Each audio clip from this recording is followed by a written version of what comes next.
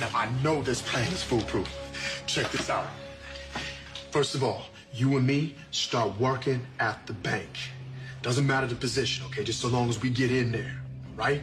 Then we just go there every day, do the work, gain their trust until we get them in the palm of our hand. All right. That's how we get the money. That's the beauty of it, bro. They deposit the money into our bank accounts. Week after week, month after month. They not even gonna know they being robbed. And then 20, 30 years later, we walk out the front door like nothing even happened.